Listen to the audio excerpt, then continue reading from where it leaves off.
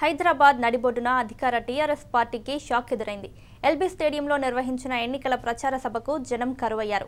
మల్కాజ్గిరి, సికింద్రాబాద్, చేవెళ్ల నియోజకవర్గాల ఉమ్మడి సభను ఎల్బీ స్టేడియంలో నిర్వహించగా జనాల తరలింపులో ఆ పార్టీ నేతలు విఫలమయ్యారు. ఉత్సాహంతో పార్లమెంటు ఎన్నికల్లో 16 స్థానాల్లో గెలుచుకోవాలని భావిస్తున్న అధికార టీఆర్ఎస్ పార్టీకి జనం జలకిస్తున్నారు. టీఆర్ఎస్ పార్టీ ప్రచార సభలకు జనం వెళ్లేందుకు ఆసక్తి చూపడం లేదు.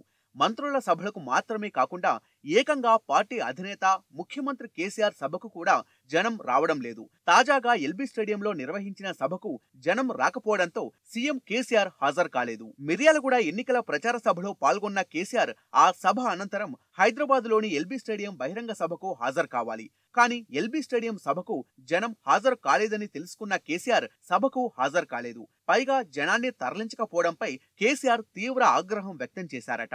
మల్కాజ్గిరి, సికింద్రాబాద్, చేవెళ్ల నియోజకవర్గాలకు సంబంధించిన సభ కావడంతో ఆ జిల్లాల నేతలు జన సమీకరణ ఎందుకు చేయలేదని ప్రశ్నించినట్లు పార్టీ వర్గాల సమాచారం. ముఖ్యంగా ఈ నియోజకవర్గాలకు సంబంధించిన బాధ్యతల్ని మంత్రులు తలసాని శ్రీనివాస్ యాదవ్, మల్లారెడ్డికి అప్పగించారు. కానీ జనాన్ని తరలించడంలో వారు విఫలమయ్యారు. దీంతో గులాబీబాస్ అసంతృప్తి వ్యక్తం చేసి మరో రోజు సభ ఏర్పాటు చేసుకుందామని చెప్పినట్లు తెలుస్తోంది.